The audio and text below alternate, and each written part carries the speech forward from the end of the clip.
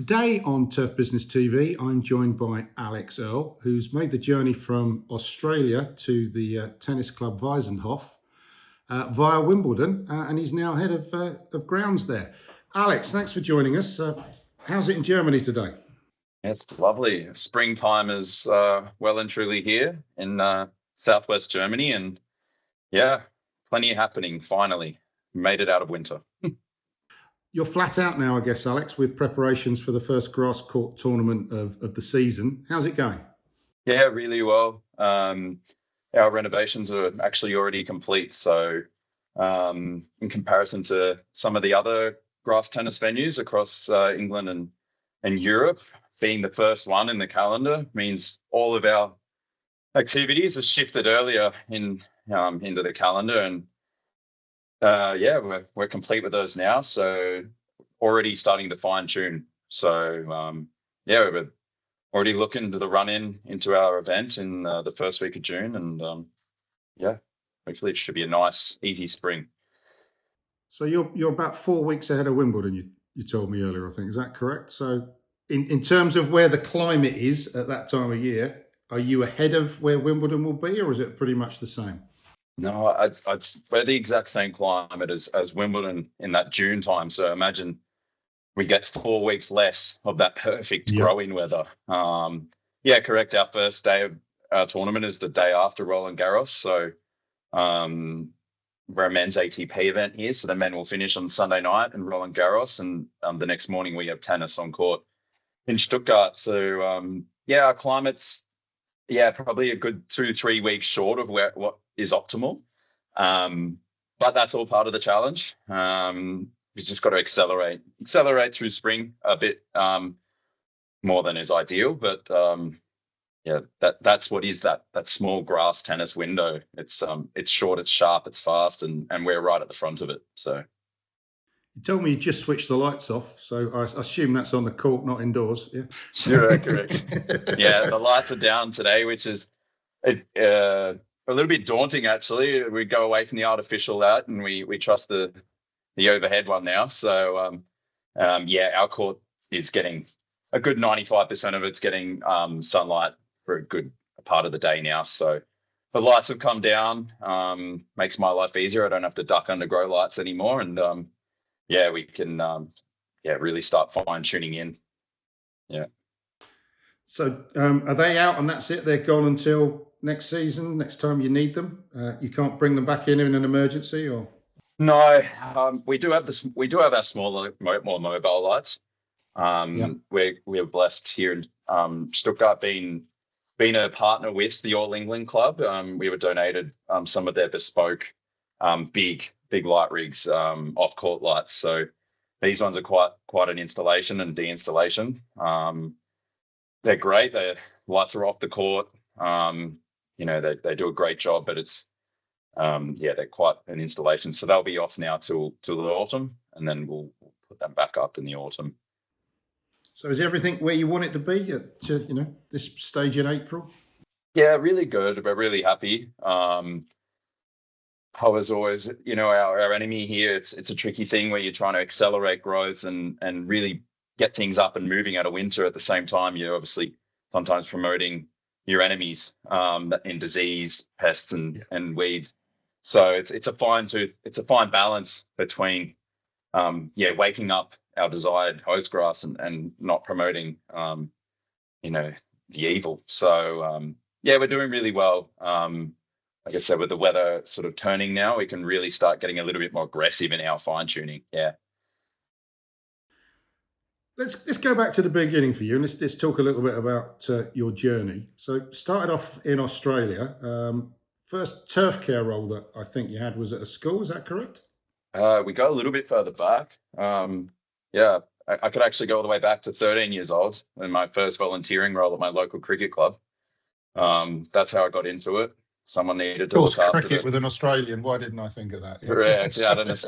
From a small town as well. So someone had to look after the local cricket square, and 13-year-old me said, let's give it a crack. It's something to do after school, bit of pocket money in the summer. So that's where it all began for me. And then out of school into an apprenticeship at a run a big golf resort out in Western Sydney there. So did my apprenticeship on golf, and then made the jump over to the King's School Sydney, which is one of the most prestigious private schools in Australia. So you're looking after lots of different surfaces there, I take it. Across there, yeah, we're going from football, cricket, rugby, hockey. It's all surfaces and elite surfaces. It was a really nice introduction to elite sports turf without the cameras, I would say, without the broadcast, without all these other, things you got to think about. It was producing elite sports surfaces for 16-year-olds, which is mind blowing. But it was a great introduction to elite sports turf, I would say. Yeah. So standards really high. No tennis though. You didn't mention it. No tennis courts. No tennis. Okay. No. So First time I you didn't get your hands on it. First time I stepped foot on a tennis court was at the All England Lawn Tennis Club, which is quite a daunting prospect. Just a bit. Okay, we'll get to that in a minute. So you spent your time developing and working at an elite level in a school, which, is, as you say, was quite a nice place to do it without the cameras shining on you. You did your stint there, was it a couple of years? 5 years there. So 5 years. Okay. came in there as straight out of an apprenticeship, quite green still, and then ended up finishing as the deputy head there. Okay. So at what point had you decided this was the career for you then? Or hadn't you at that stage? No, I probably knew from a long time back, as a young fella, sit on a wicket roller at the age of 14, 15, I knew that this was it, for me, it was just a perfect career, a great balance of science and an eye for detail, and it just sort of ticked all the boxes for me. And then working with great people as well, of all ages and experience. And there was always the draw card of travel. But when you grow up in a small town and outside of Sydney, you never think that's going to be a reality, to be honest. But that was always something that I dreamt about doing. Definitely. Yeah. Okay. So decided this was your career. What was the motivation or the reason for the next step to leave and come to the UK, which I think was your next stop professionally anyway? Correct. Yeah. A bit of time in Sydney stadiums. It's quite a nice tight industry there in Sydney. So, guys are moving around, similar to, I guess in London, guys are doing match days, and you get to know the sports turf family. So, got to meet some guys there in Sydney who had worked overseas, even some guys who had worked at Wimbledon and couldn't talk highly enough about it. And after we all got locked up for a few years for COVID there, it was sitting around doing not very much, and a job came up at Wimbledon. I'd never been on an international flight or didn't have a passport at this stage. So when I had the interview with Neil Stubley and he said, I think you've got the job, son. Have you got a visa? And I said, I haven't got a passport actually. And he said, I think you should probably start sorting that out, mate, because you're going to have to book a flight and you need a passport for that. So, it was quite the jump. And now I think back to it from where I am now, and the worldly experience I've had now, to sitting back there in Sydney interviewing at Wimbledon, it's still a big deal for me. Yeah. Who got up in the middle of the night for that one? Oh, that was Mr.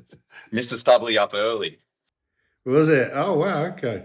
And I wouldn't have said it years ago now, but I could say it to him now, and he wouldn't mind me saying I'm quite shocked he was up that time of day. So, coming out of COVID, you get yourself a passport and a visa, make your way over to England. You got the job with Wimbledon. You didn't just do Wimbledon, though, did you? You were doing some match day stuff at the London City Stadium. Is that correct? Yeah, correct. Yeah, when you live in a house share with 3 different greenkeepers and they all work at different venues, it's quite easy to work across. So did some match days at Fulham, at London Stadium, that was a great experience. I got to see really good the whole landscape of London sports turf, really. Yeah.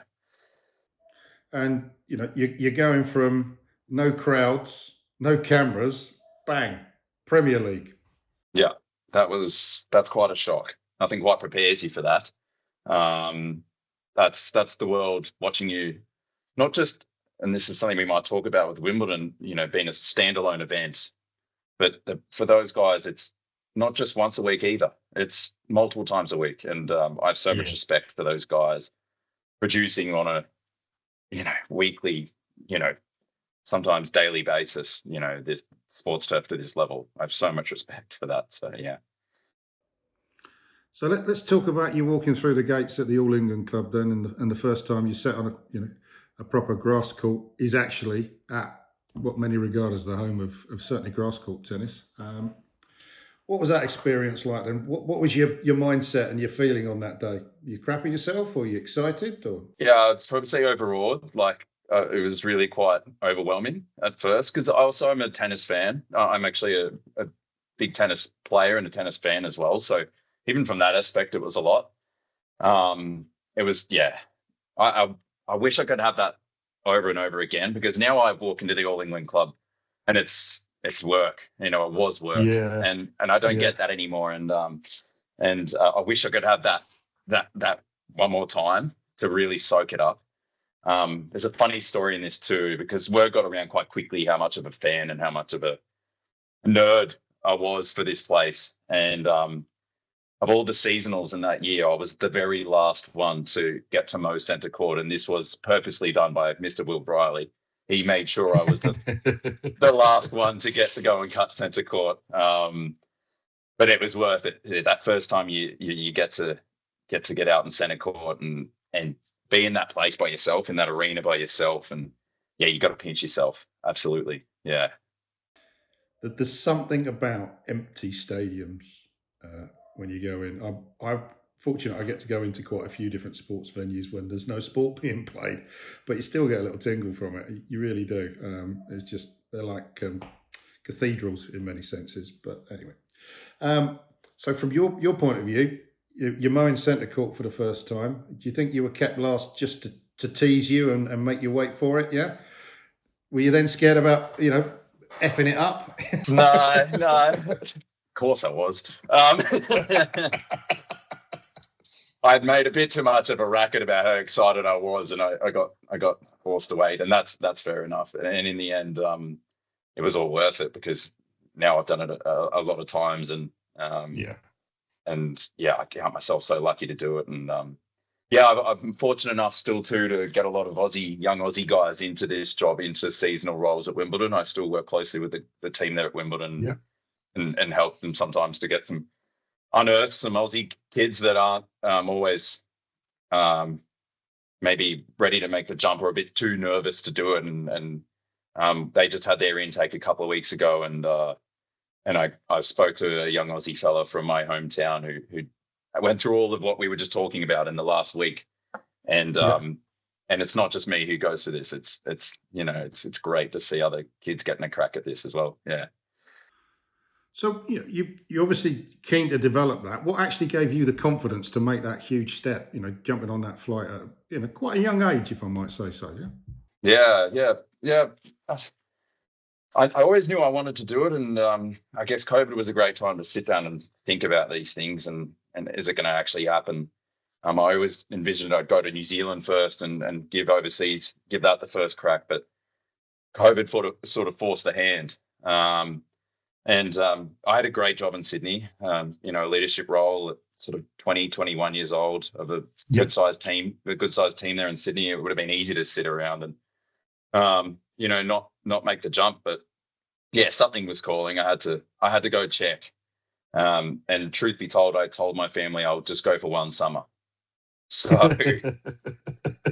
I was always going to come back, but as soon as I got there and I got the bug, and just the shiny lights and the big lights and seeing your work up there in front of the world stage, the pressure of that. Yeah. There's something, the adrenaline rush you get from that it's addictive. And it was something I wanted to taste more of, and was lucky enough to get the opportunity to stick around and do it. And Yeah, definitely. Yeah, yes, you can't beat it. You can't beat it. Well, yeah, and let's be honest, unlike most Australians, you came over and you didn't get a bar job, so fair play to you, mate. I had to get that one in. I can't pull a pint, mate. So you can't. Oh, right. No. Okay. So you had to go and cut the courts at Wimbledon. Yeah, and drink them afterwards. I'm good at drinking them, but I'm no good at pulling them. Yeah, I'm not going to comment on that, having seen you in a beer cellar. But that's another show.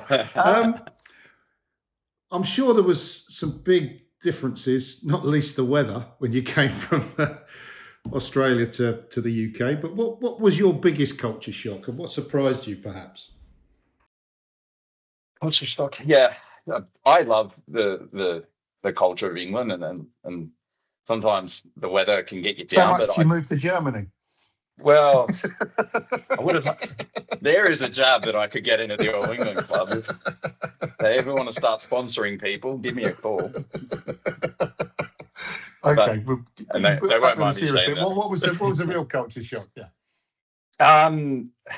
Obviously the weather is the biggest one. Obviously, is dealing with that. But I learned to romanticize it a little bit, and it's funny to say, but there's something a little bit romantic about the darkness and the everyone being out amongst it and in the pubs, and that was a bit of a culture shock in itself. Of moving there, you had to learn to love it. I think a lot of Australians get over here and they burn out on that. If you don't lean into it, if you're constantly looking for Sydney weather, you're not going to find it, and you got to learn to love it. I caught myself a lot in the early parts trying to compare my two lives, from Sydney to England and London, and it was, it's, if you keep doing that, you're just going to burn yourself out. So I learned to love the little things, the little differences, and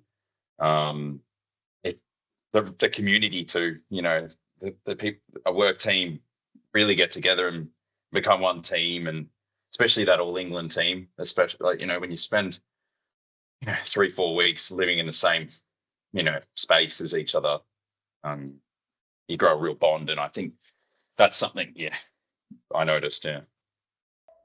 So you spent a couple of years, I think, or a couple of seasons as a kind of a casual, if that's the right word, coming in for the season, and then got taken on full time. You've been working at an elite level in Australia, but when you came in and saw Premier League and All England club standards, was there a massive leap, or was it, just little details perhaps? Yeah, it was. It's the finer details, but I learned a lot. At first, I turned up and I was shocked at some things that I would do in Australia that were so important to me wasn't important to the All England club. And at first, this frustrated me, to be honest. I thought, why are we not putting more time and effort into this?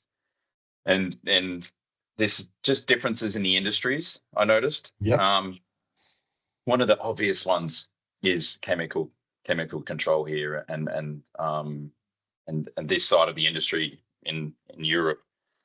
In Australia, obviously, as soon as something goes wrong, we're all reaching for the chemical cabinet, and that's great. But turning up to the All England club, if there was a bit of a spot of disease around, no one was not blinking an eye. Everyone was noticing it, obviously, and we were treating it with respect. But no one was. Wasn't this panic going around like we would in Sydney. Right. Okay.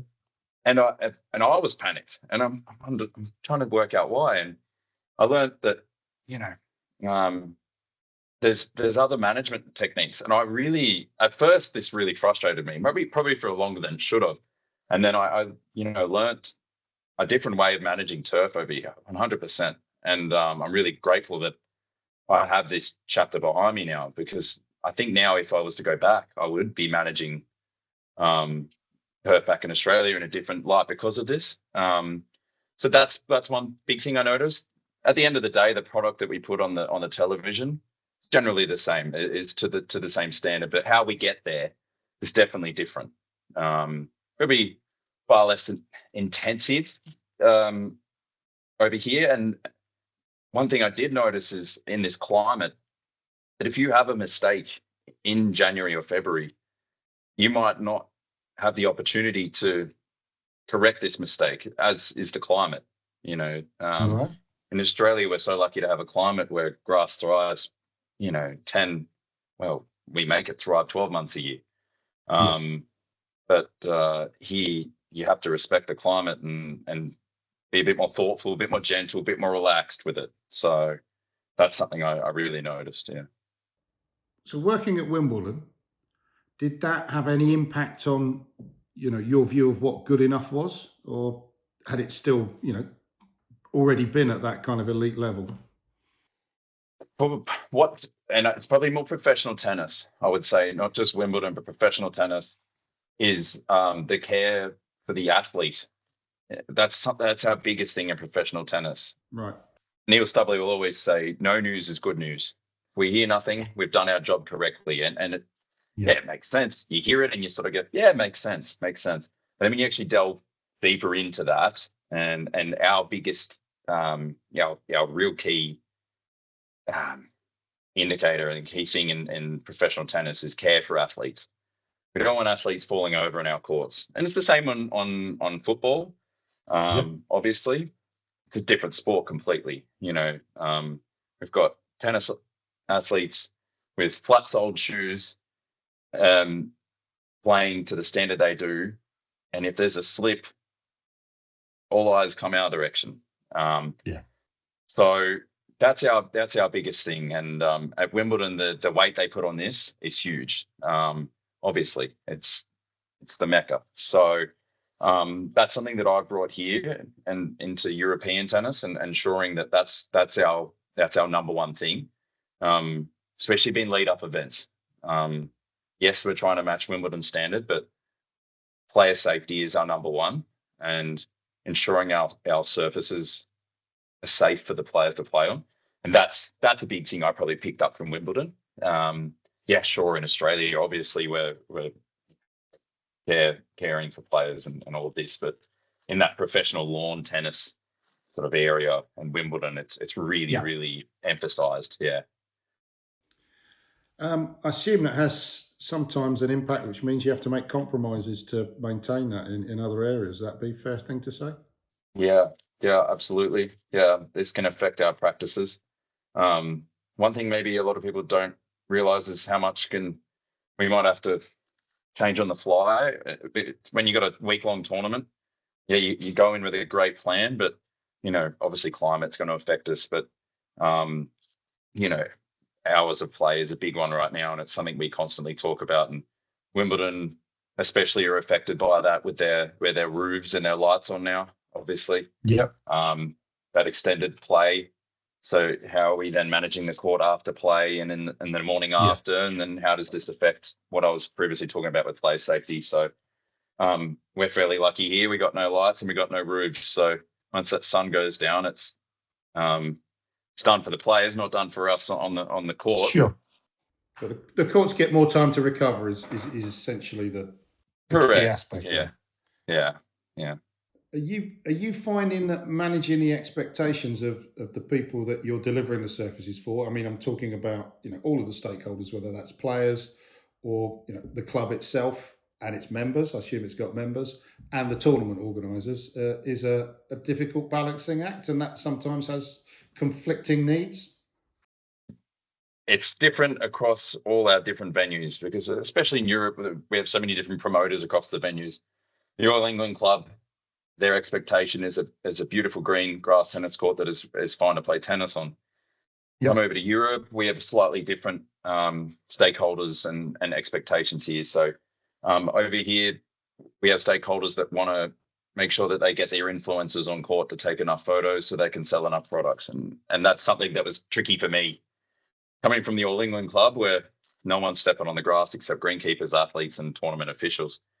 Over here, we have slightly different expectations. At the end of the day, when that first serve goes down, it needs to be safe for the players. But between the last point and play the next morning, who else do we have to manage on court? It's not as simple as putting up the chains around the corners and saying, thanks for a great day of play. No, we've got a few more expectations over here in Europe, and that's been a bit different. That's something that's fine. That's where communication with stakeholders is huge. Delivering expectations to them as well, our expectations. So you've got three venues that you're looking after, yeah? The one in Stuttgart and then the other two. Is the needs and the expectations different across those three? Yeah, of course. So we've got our venues in Berlin and Bad Homburg, which is nearby to Frankfurt. These are WTA events, and they actually spread out evenly over the 3 weeks. So I'm up first in Stuttgart, then we go to Berlin second week, and then we finish in Bad Homburg. And yeah, naturally between the ATP tour and the WTA tour, we have different expectations as well. The ATP is quite grueling with their expectations, their court hours. WTA is far more lenient. And then as we go further into the season as well, a lot with our practice hours, our practice courts really get quite a hammering. You have to imagine that a lot of these players have just been in Paris. They've just turned up on our venues and they want to maximize their practice time as much as they can, obviously. And we have to understand this. So that's probably our biggest one, our practice hours. Where can we get players on, whilst keeping these practice surfaces safe? Yeah. So you'd say it's a very different culture compared to when you're in the UK, for instance, yeah? I think so. The biggest thing for me is the professionalism. Lawn tennis in England is just is the peak, and yes, we probably have different conversations than guys at Queens or Eastbourne are having than I'm having with tournament officials here, and that's fine. That's all part of the job. It's part of the challenge. So we kind of skipped why you left the All England club and the peak and went to Germany. What dragged you over? Why Germany would be my question. A couple of reasons. One, the fun one. I went to Oktoberfest in my first year and I just loved it. Now, it's the most cliche Australian thing to go enjoy your Oktoberfest and then say, you know what, I'm going to move to Germany. But I did it. So, I've seen you in a beer keller, so I understand. I traveled to Germany a lot over my 3 years living in England and really loved the country. Yep. And I started learning the language actually without knowing I was going to move here. So it's something I just started doing anyway. So that was a nice head start on the language learning side. But a great opportunity came up here. So with these three venues I was mentioning, we're partnered with the All England Club. We delivered the grass courts tour for the All England Club. So we have a great connection anyway. I was coming to the end of my third year at the All England Club, and an opportunity came up here in Stuttgart for the head groundsperson role, and it was a really good opportunity for me. Still quite young, and it was scary moving to a new country, but I thought I've done it before. I know absolutely nobody in that city, but this is just a fresh new page, a great job, a tournament, with my name on it that I can take control of, and just jumped at it. Yeah. Alex, so when you came from Wimbledon to Germany, did you bring any lessons with you? Yeah, of course, plenty. Our expectation here on our courts is to deliver the courts to a Wimbledon standard. And so naturally, I brought majority of our practices that we use day in, day out over there into our venues here, whilst having to adjust to, climates and different chemical regulations, of course, but at the core and particularly, to our standards, it was bringing Wimbledon over. Now in the last, helping with the other venues as well, bringing that into our other venues. So we're aligned across all our three venues, and this is great for us here on our venues here, and great for Wimbledon. They know what they're getting from us, and then all that feeds all the way down to the players. So that when the players turn up on morning one here, they know that they're playing on a tennis court that is prepared in the exact same way that Wimbledon court is, that centre court at Wimbledon is prepared to. Yeah. You've made reference to that, another country, another culture. Language and climate would be, in there as two of the things. Are they the real things that you had to deal with? Or also, I'm going to throw in a third one.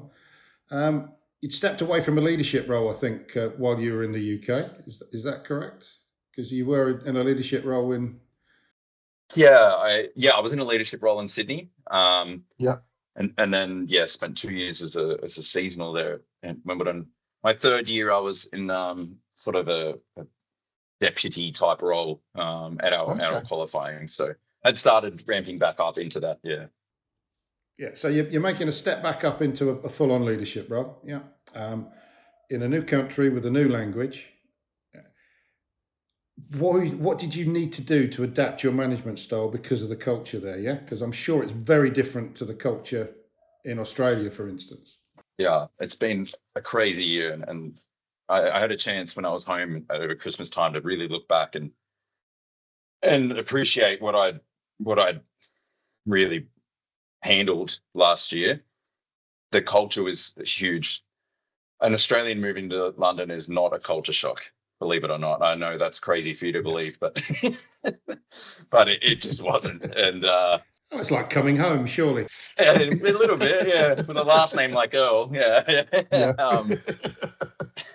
That I got the culture shock. I got the real deal. I got what I signed up for, and that was something.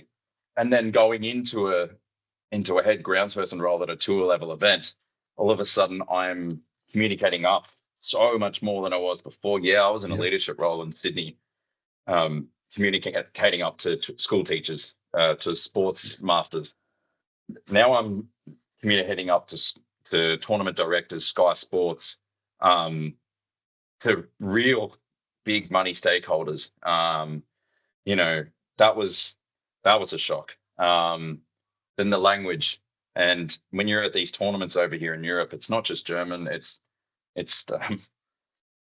other Eastern European languages from our tournament staff, from stakeholders coming in, building stadiums. And it goes from being in a team at Wimbledon where it's tried and tested, and not many people have to ask questions because it's been done so many times before, to a real fast moving machine with parts flying everywhere. That was tough. How did you approach that then? What I knew in myself is that my greenkeeping experience and my agronomy and my turf management experience, that was going to look after itself. I know I can do that really well. And that skill that I learned from Wimbledon, when I see something, I'm not going to really stress myself out about it. I know how I'm going to handle that. I can see that bit of disease there. I know that's something that I'm going to deal with, but I'm not going to let it ruin my day, ruin my week. I've got, another 10 things that I'm going to handle calmly at the same time. And then I know how I'm going to manage that. So leaning on my experience and my, my turf management abilities, not arrogance, but confidence and how I'm going to get to where I'm going to get. And that was, if I could handle that part, control the controllables, the other challenges that are going to fly in, let's deal with them. So that's something that I still, have to touch on even coming into my second year. Is apart from the pressure of, delivering the tournament to the standard that is expected, the eyes of the press on you, are you building a tournament team in the same way that there is at Wimbledon, where you're bringing extra staff through the season and casuals? Yeah, so this is one thing I'm really passionate about over here. So we use mostly seasonal staff here, similar to Wimbledon. Not as to the same number, unfortunately, but we don't have quite the demands. And then one thing I'm really excited to do here is start up a volunteer program. It's something I've spoken probably to you about before as well, and extending the opportunity to people to come over and work at our events, similar to, I guess, match day roles in England, or at a much smaller scale, the American golf style, where we can get guys come in for the week and have an experience working on a European tennis tournament. yeah, we've had a lot of interest from Premier League clubs as well, and Bundesliga clubs, as it's their summer. So this is an area we'll tap into for staff, and it's rewarding both ways. I can get guys to come in and show them a European tennis experience. All the while, I can. We've had guys from Edgbaston Priory Club come in. They have a nice little event there in early June, end of May, and they can then get their guys to come over here and see the European tennis event and how we present that, and it's really rewarding both ways. Yeah. So is that difficult to find those staff, or is it relatively easy? Have you got an address book that you call up, or is it tougher every year? No, we've had a really good response on the volunteer staff. At first, I thought it might be a struggle, especially because other guys have their own events on, and I thought that might be tricky. But no, we've had a great response from guys who are really excited to come over, take a week, even though it's in the middle of summer. Take a week off, come over, spend a week in Berlin, work the tournament in the morning and in the evening, and go explore Berlin during the day. That's something the guys have really jumped at. So yeah, it's been good. Yeah. Well, it's got a lot of history, that city, hasn't it? So there's a lot to see. Yeah. Not just the beer killers. No. Moving on to kind of leadership in general. Now that you are leading again, I guess you're still learning, but leading rather than learning all the time. Has your mindset changed at all in terms of what it was before you kind of stepped up into that kind of senior role again? Not so much. Yeah, I learned a lot from managing at a young age in Sydney, and being very aware of people around me and the energy that I put off. Especially when managing older colleagues and being aware that I have nowhere near as much experience as them, that I need to draw experience off them. So it goes both ways. Everyone's learning off each other constantly, but my role as a leader is to remain calm and empower people to do their job well. At the same time, I have to learn off these people. So that's always my mindset, empowering my guys, my team, to do their job to their best. That's the way I like to be a leader, and something that I learned in Sydney a lot, and being a leader in sporting teams as well, is I wouldn't ask any of my guys to do something that I wouldn't do myself. Okay. So that's the type of leader I would like to be. Yeah. So you've been lucky to work at some really top venues. I'd say lucky. You've worked hard to get there. Let's be honest, but it's still a privilege. What separates a good facility from a world-class facility? Yeah, the thing I've noticed, and this is not just Wimbledon, this is these Premier League stadiums and these other venues, is they will never take a shortcut to get to where they want to get to. That's the biggest thing, and that's something that I've taken from these venues, that if it means staying that little bit longer, doing that task, that it's tricky, but we're going to get it done.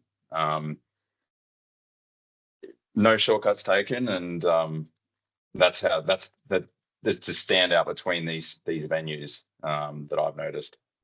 Okay, so no shortcuts. When you look at the modern job, more and more data available, less of kind of gut instinct, do you think that success now is more built on technical skill and data, or do you think the mindset and the discipline is more important or still important? I think it fits right into my leadership model that I model myself on. I'm being a younger turf manager. I've been brought up in the technical side of things and the numbers and the stats, and obsess over them. And this is what I've known, but I will draw so much experience of older turf managers who haven't had this before and have been more hands-on and achieved the same results, the elite results, without these. I think there's a side for both. in the tennis world, we are so driven by stats and figures.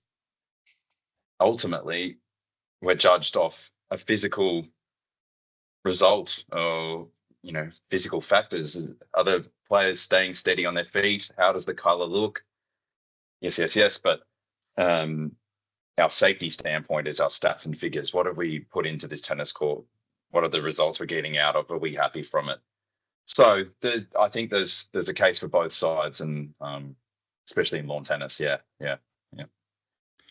I know when I speak to some of the more, let's call them experienced grounds managers, some of them will say to me, "I don't need a set of data to tell me what's going on with my pitch or my surface. I can see it." Yeah, and I know. It doesn't mean they don't use it, but it means they don't. They feel they know.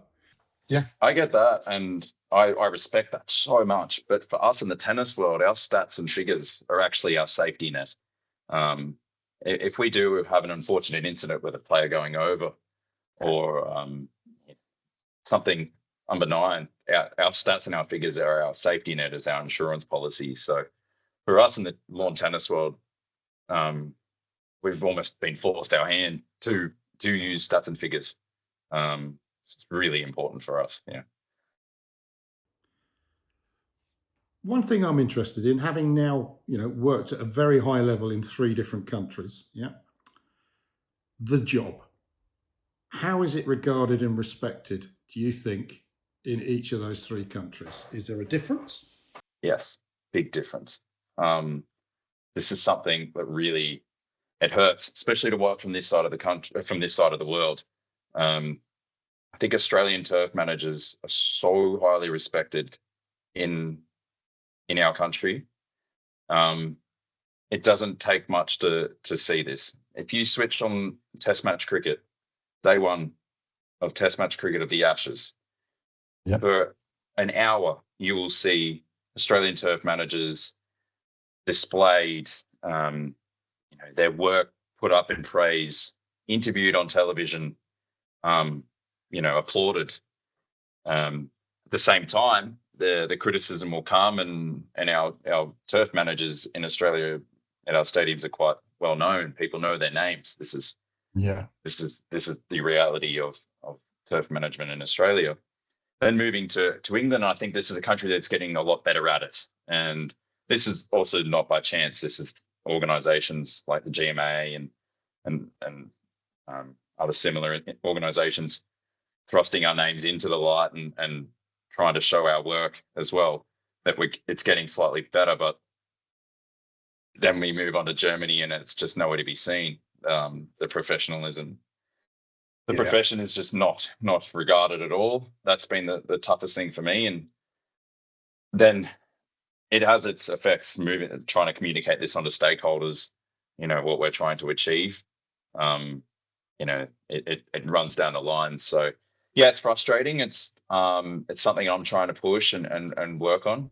And opportunities like this are great, where I can, show our stakeholders and show our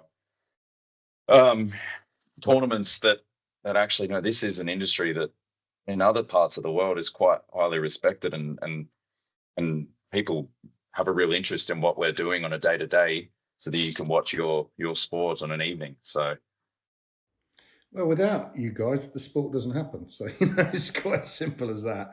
And it's not, so many people think you just cut the grass and maybe sometimes you have to water it.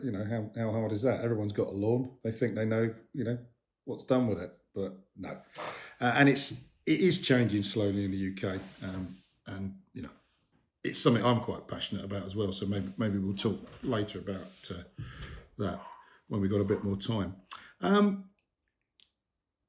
Your story, Alex, actually shows, where the industry can take you, across the world, literally, in your case.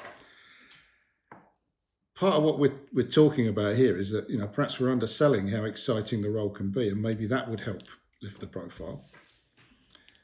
Do you think that's the case? I think so. I think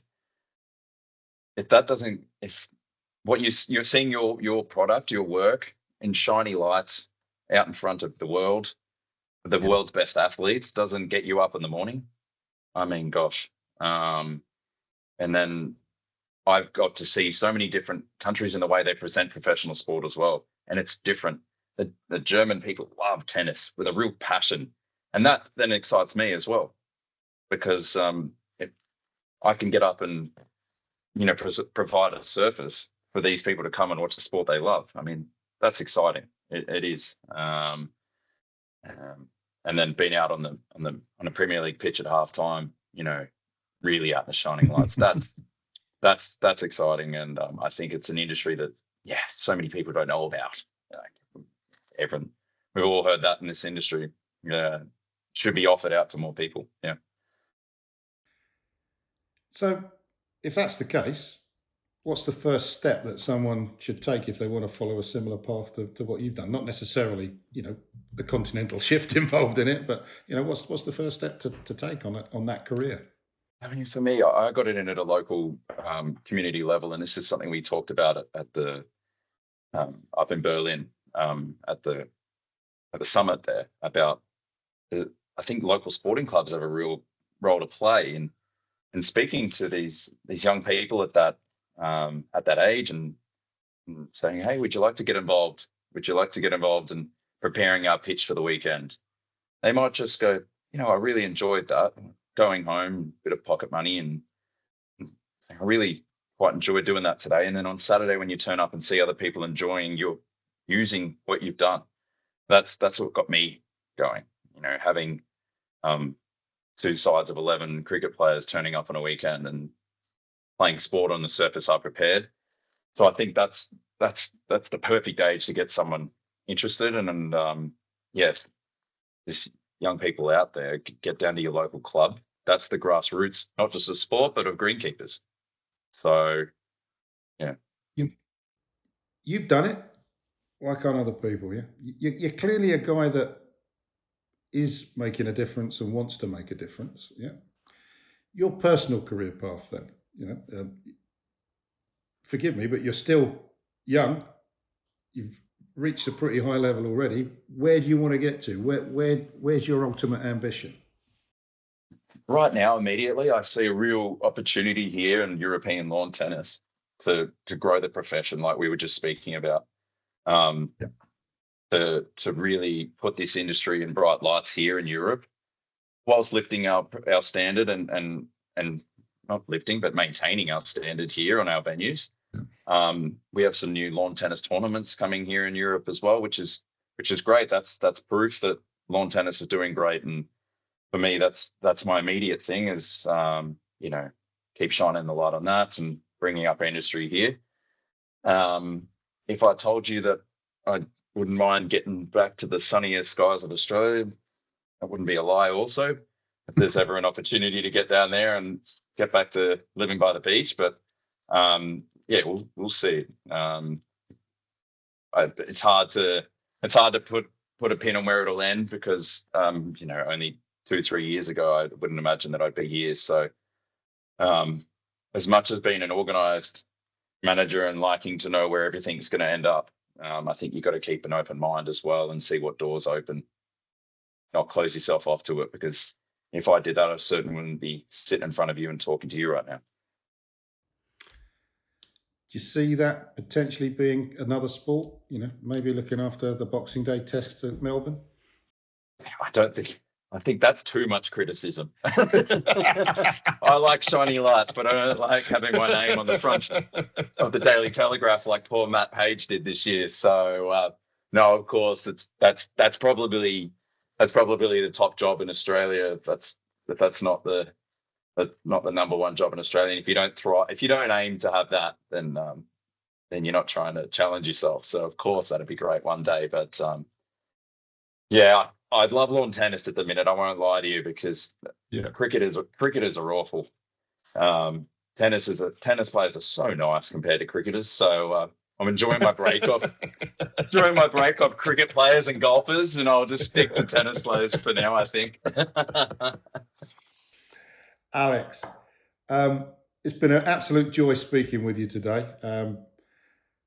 Really, really good conversation, and I could go on for much longer, but I think the batteries are running out on the cameras and everything, so we need to move on.